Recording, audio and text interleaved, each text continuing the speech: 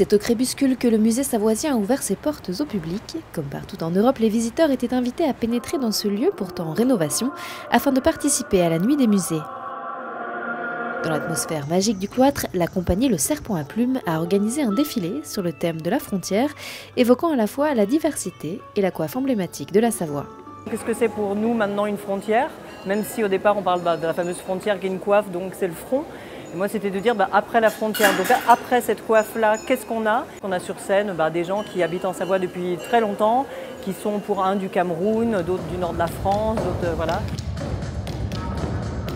Pour ce spectacle, le département a donc donné carte blanche à 5 stylistes, couturiers ou costumiers qui ont créé très librement des vêtements pour 13 modèles amateurs en s'inspirant des costumes traditionnels savoyards. Cette année, le musée savoisien organise une exposition hors les murs à y voir sur les costumes et du coup j'ai proposé ce thème donc pour cet événement et nous avons voulu vraiment traiter le thème des costumes de manière très contemporaine, puisque le musée lui-même a cette démarche-là de porter un regard contemporain sur l'histoire, l'ethnologie, etc. Et en alliant tradition et modernité, le spectacle a séduit son public, du plus petit au plus grand.